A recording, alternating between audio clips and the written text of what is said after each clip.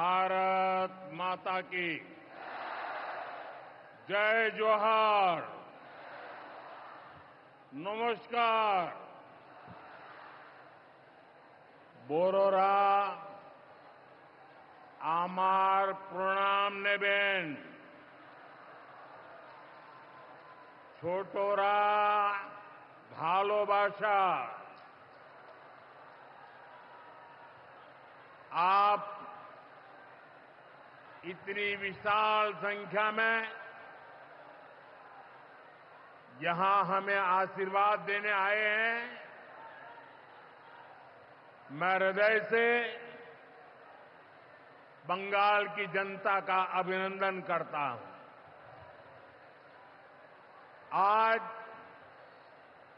Everest day भी है। आज के दिन तेनजिंग नोर्गे जी ने एवरेस्ट पर अपना परचम लहराया था।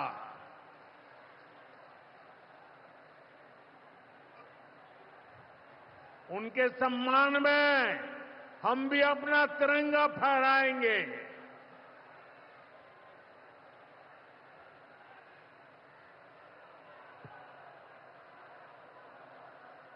और आज ही महान स्वतंत्रता सेनानी रामानंद चटर्जी की जयंती भी है। ये महान संतानें हमें प्रेरित करती है, बड़े संकल्पों की सिद्धि के लिए हौसला देती है। साथियों, 21वीं सदी में भारत नए सामर्थ्य के साथ समृद्धि की नई गाथा लिख रहा है। आज देश का हर नागरिक भारत को विकसित राष्ट्र बनाने के लिए जुटा है, दिन रात जुटा है। और विकसित भारत बनाने के लिए पश्चिम बंगाल का भी विकसित होना बहुत जरूरी है। और इसलिए पश्चिम बंगाल को भी नई ऊर्जा के साथ जुटना है। बंगाल को फिर उसी भूमिका में आना होगा जो कभी यहां की पहचान थी। इसके लिए जरूरी है कि पश्चिम बंगाल फिर से नॉलेज का, ज्ञान विज्ञान का केंद्र बने। बंगाल मेक इन इंडिया का एक बहुत बड़ा सेंटर बने।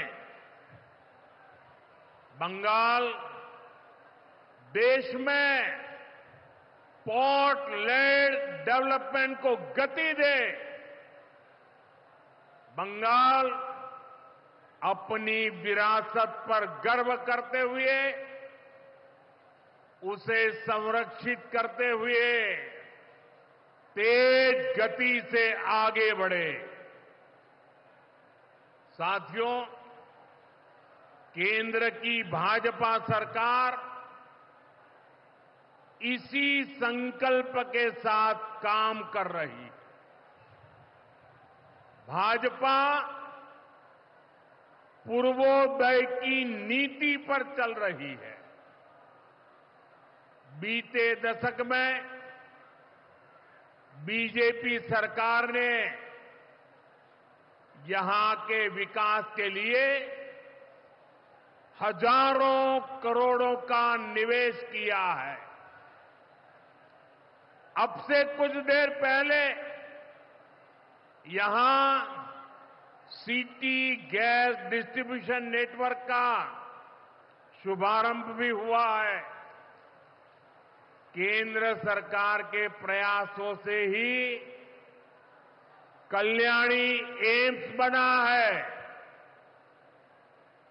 न्यू अलीपुर द्वार और न्यू जलपाईगुड़ी जैसे रेलवे स्टेशनों का पुनर्विकास किया जा रहा है। बंगाल की व्यापारिक गतिविधियों को उत्तर भारत से जोड़ने के लिए डेडिकेटेड फ्रेट कॉरिडोर बन रहा है। कोलकाता मेट्रो का अभूतपूर्व विस्तार किया गया है। ऐसे अनेक प्रोजेक्ट हैं जो भारत सरकार यहां पूरे करवाने का प्रयास कर रही है। भाजपा सरकार ईमानदारी से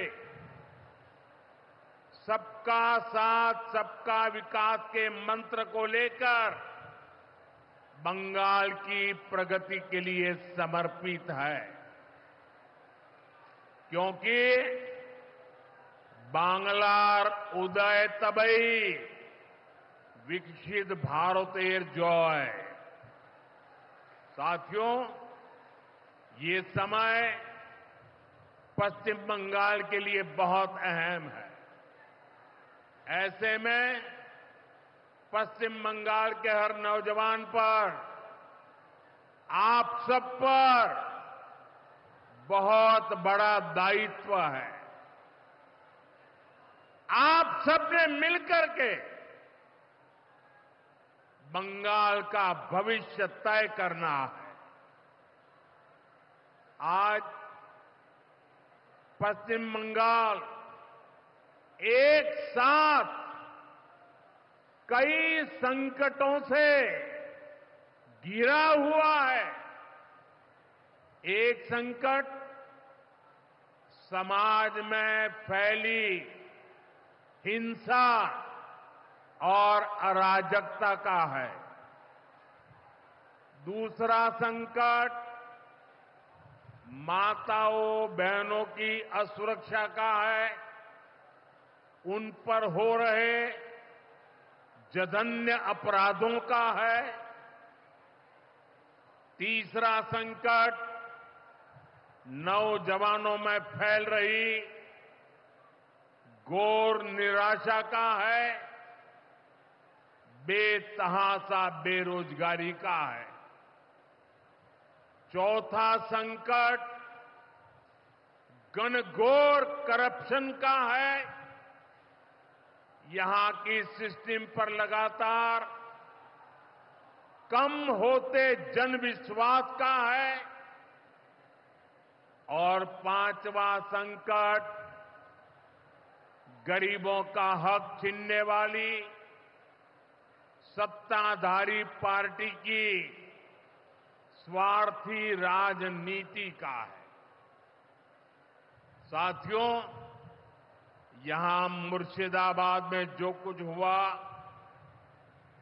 मालदा में जो कुछ हुआ, वो यहां की सरकार की निर्ममता का उदाहरण है। दंगों में गरीब माताओं बहनों की जीवन भर की पूंजी राख कर दी गई। तुष्टीकरण के नाम पर गुंडागिर्दी को खुली छूट दे दी गई। जब सरकार चलाने वाले एक पार्टी के लोग, विधायक, कॉरपोरेटर ही लोगों के घरों को चिन्हित करके जलाते हैं और पुलिस तमाशा देखती है, तो उस भयावह स्थिति की कल्पना की जा सकती है। मैं बंगाल की भद्र जनता से पूछता हूं, क्या सरकारें ऐसे चलती हैं? यही भावे छोड़कर चलेगी? साथियों, बंगाल की जनता पर हो रहे इन अत्याचारों से यहां की निर्मम सरकार को कोई फर्क नहीं पड़ता। यहां बात बात पर कोर्ट को दखल देना पड़ता है। बिना कोर्ट के बीच में आए कोई भी मामला सुलझता ही नहीं है। बंगाल की जनता को अब टीएमसी सरकार के सिस्टम पर भरोसा नहीं है। यहां की जनता के पास अब सिर्फ कोर्ट का आसरा ही है। इसलिए पूरा बंगाल कह रहा है, बंगाल में मची चीख पुकार, नहीं चाहिए निर्मम सरकार। बांग्लार चित्कार लागबे ना, निर्मम सरकार। साथियों, भ्रष्टाचार का सबसे बुरा असर नौजवानों पर पड़ता है, गरीब और मिडिल क्लास परिवारों पर होता। भ्रष्टाचार कैसे चारों तरफ बर्बादी लाता है, ये हमने टीचर भर्ती घोटाले में देखा है।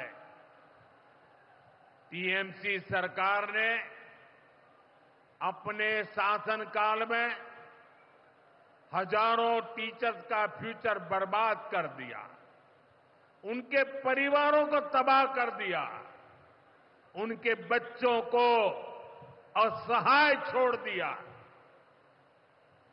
टीएमसी के घोटालेबाजों ने सैकड़ों गरीब परिवार के बेटे बेटियों को अंधकार में धकेल दिया है।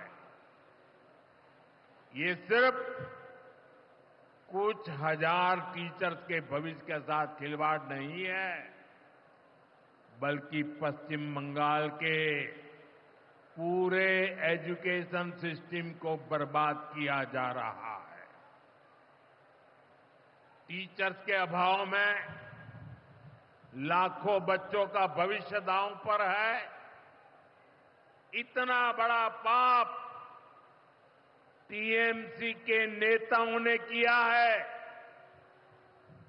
हद तो ये है कि ये लोग आज भी अपनी गलती मानने को तैयार नहीं है।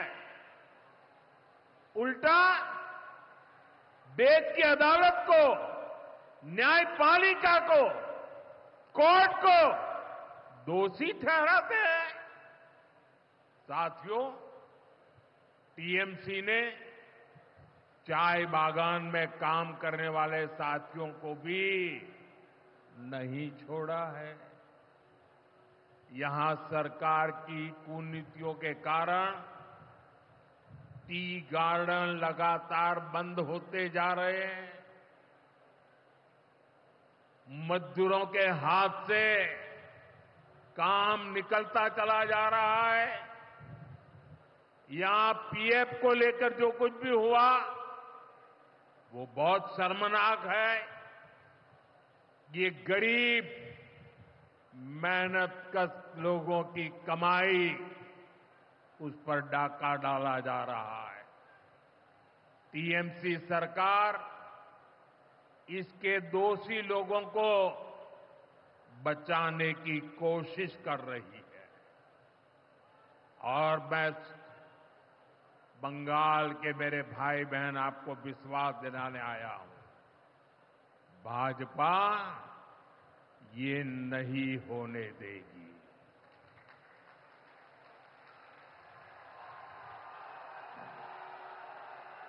साथियों, राजनीति अपनी जगह पर है, लेकिन गरीब, दलित, पिछड़े, आदिवासी और महिलाओं से टीएमसी क्यों दुश्मनी निकाल रही है। पश्चिम बंगाल के गरीब, एससी, एसटी, ओबीसी के लिए जो भी योजनाएं देश में चल रही है, उनमें से बहुत सारी योजनाएं यहां लागू ही नहीं होने दी जा रही है। पूरे देश में करोड़ों लोगों को आयुष्मान योजना के तहत मुफ्त इलाज मिल चुका है, लेकिन मुझे दुख के साथ कहना पड़ रहा है, इसका फायदा पश्चिम बंगाल के मेरे भाई बहनों को नहीं मिल रहा।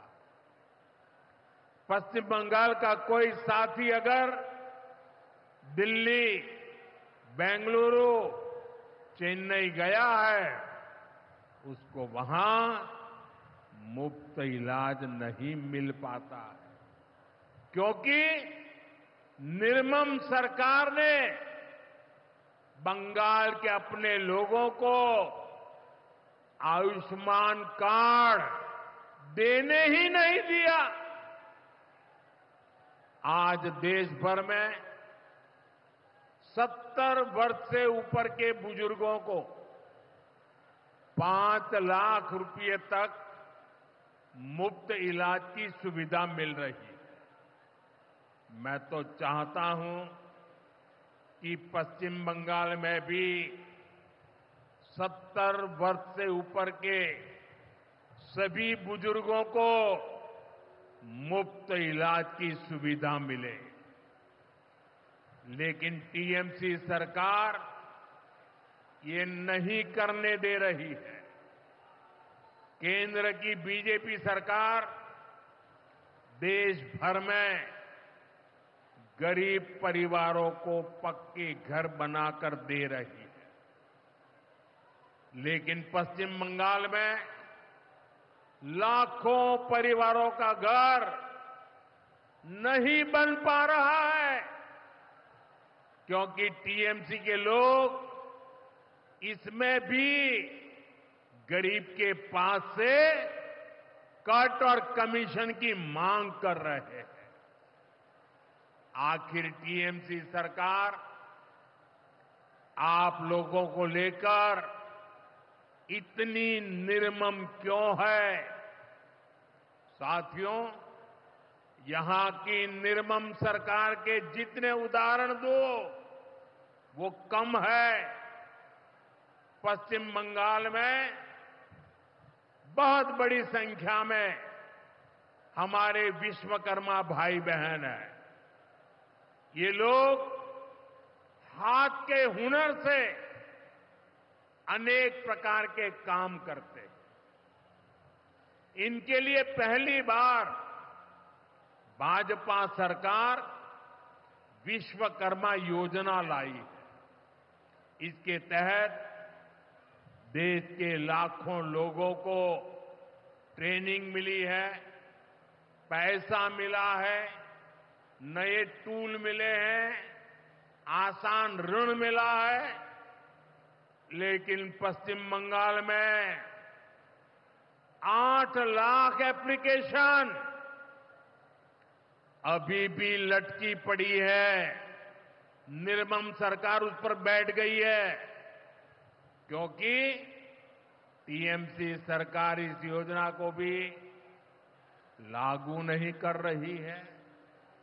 साथियों, टीएमसी सरकार की मेरे आदिवासी भाई बहनों से भी दुश्मनी कुछ कम नहीं है। देश में पहली बार जनजातियों में भी सबसे पिछड़ी जनजातियों के लिए पीएम जनमन योजना बनाई गई है। पश्चिम बंगाल में बहुत बड़ा आदिवासी समाज है। टीएमसी सरकार गरीब आदिवासियों का विकास भी नहीं होने दे रही है। उसने पीएम जनमन योजना को यहां लागू नहीं किया। टीएमसी हमारे आदिवासी समाज को भी वंचित ही रखना चाहती है। साथियों, टीएमसी को आदिवासी समाज के सम्मान की परवाह नहीं है। 2022 में जब एनडीए ने एक आदिवासी महिला को राष्ट्रपति उम्मीदवार बनाया तो सबसे पहले विरोध करने वाली पार्टी टीएमसी थी। बंगाल के आदिवासी इलाकों की उपेक्षा भी यही दिखाती है कि इन्हीं आदिवासी समाज से टीएमसी वालों को कोई लगाव नहीं है, कोई लेना देना नहीं। साथियों, कुछ दिन पहले दिल्ली में नीति आयोग की गवर्निंग काउंसिल की बहुत महत्वपूर्ण बैठक हुई। ये एक अहम मंच होता है जहां देश भर के मुख्यमंत्री मिलकर विकास पर चर्चा करते हैं। लेकिन अफसोस की बात है कि इस बार बंगाल सरकार इस बैठक में मौजूद ही नहीं रही।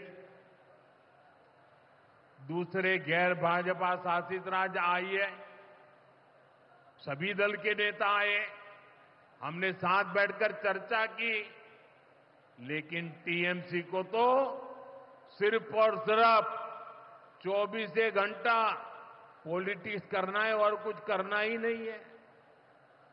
पश्चिम बंगाल का विकास, देश की प्रगति उनकी प्राथमिकता में है ही नहीं।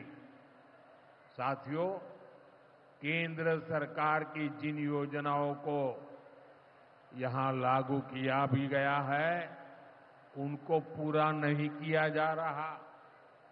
पीएम ग्राम सड़क योजना के तहत पश्चिम बंगाल के गांवों के लिए 4000 किलोमीटर की सड़कें स्वीकृत की गई। इनको पिछले साल तक पूरा हो जाना था। 4000 किलोमीटर तो छोड़िए, यहां 400 किलोमीटर सड़कें भी नहीं बन पाई है। साथियों, इंफ्रास्ट्रक्चर के काम से सुविधाएं भी बनती है और रोजगार भी बनते हैं। लेकिन हालत ये है कि पश्चिम बंगाल में 16 बड़े इंफ्रास्ट्रक्चर प्रोजेक्ट यहां की सरकार अटकाए हुए है। ये 90,000 करोड़ रुपए से अधिक के प्रोजेक्ट हैं। कहीं रेल लाइन आनी थी, रुकी पड़ी है।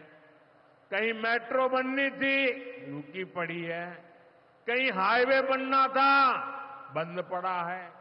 कहीं अस्पताल बनना था, कोई पूछने वाला नहीं। ऐसे प्रोजेक्ट्स को ये टीएमसी ने लटका करके रखा है। ये पश्चिम बंगाल के आप लोगों के साथ बहुत बड़ा धोखा है। साथियों, आज जब सिंदूर खेला की इस धरती पर आया हूं, तो आतंकवाद को लेकर भारत के नए संकल्प की चर्चा स्वाभाविक है। 22 अप्रैल को पहलगाम में, जम्मू कश्मीर में आतंकियों ने जो बर्बरता की, उसके बाद पश्चिम बंगाल में भी बहुत गुस्सा था। आपके भीतर जो आक्रोश था, आपका जो गुस्सा था, उसको मैं भली भांति समझता था। आतंकवादियों ने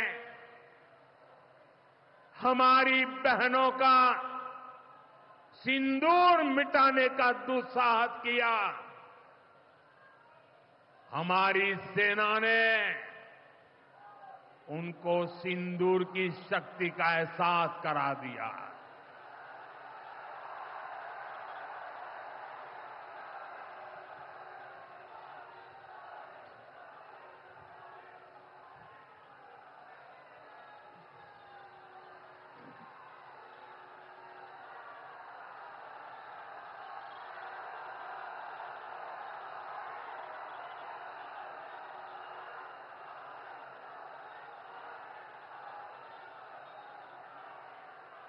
हमने आतंक के उन ठिकानों को तबाह किया जिनकी पाकिस्तान ने कल्पना तक नहीं की थी। साथियों, आतंक को पालने वाले पाकिस्तान के पास दुनिया को देने के लिए कुछ भी पॉजिटिव नहीं है। जब से वो अस्तित्व में आए हैं तब से ही उसने सिर्फ आतंक को पाला है। 1947 में बंटवारे के बाद से ही उसने भारत पर आतंकी हमला किया। कुछ सालों के बाद उसने यहां पड़ोस में आज के बांग्लादेश में जो आतंक फैलाया,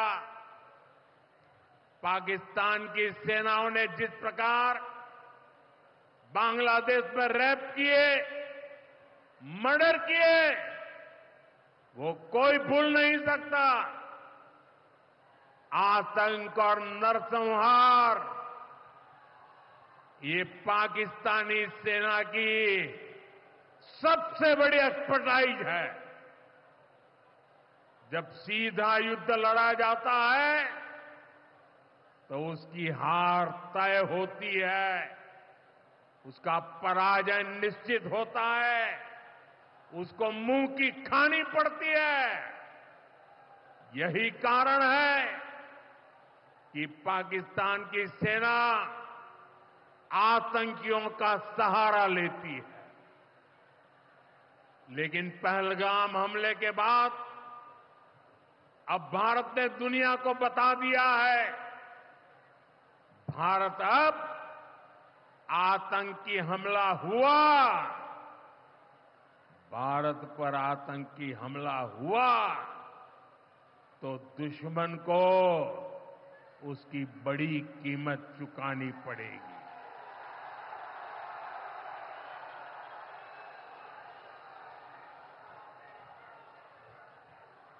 और पाकिस्तान समझ ले, 3 बार घर में घुस करके मारा है तुम्हें।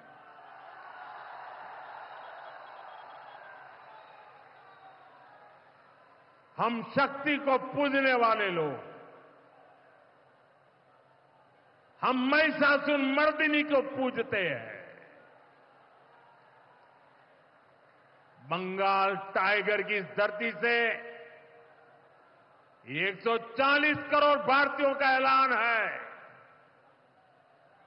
ऑपरेशन सिंदूर अभी खत्म नहीं हुआ है।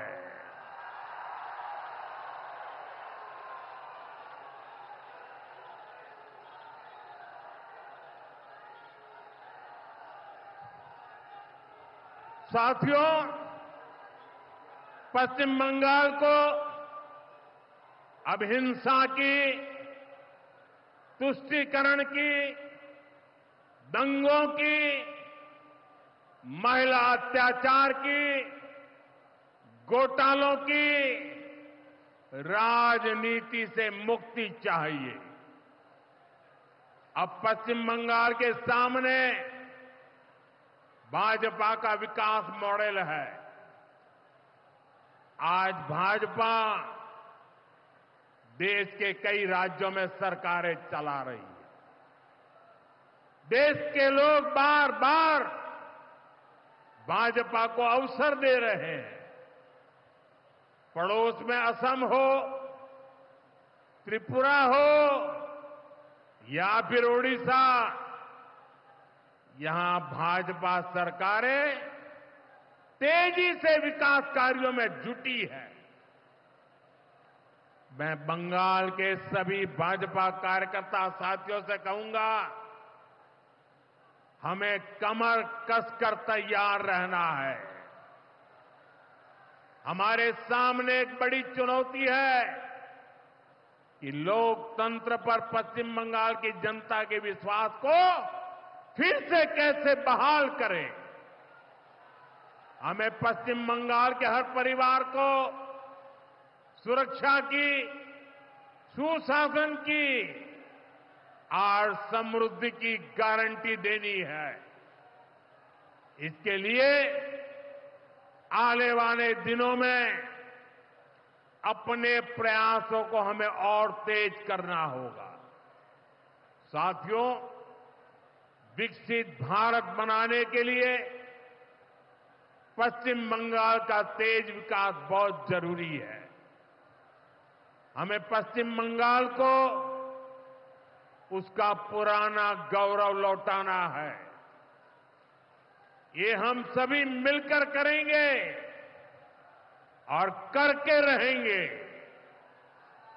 एक बार फिर आप सभी को इतनी बड़ी संख्या में यहां आने के लिए बहुत बहुत आभार व्यक्त करता हूं। मेरे साथ तिरंगा ऊंचा करके बोलिए, भारत माता की, भारत माता की,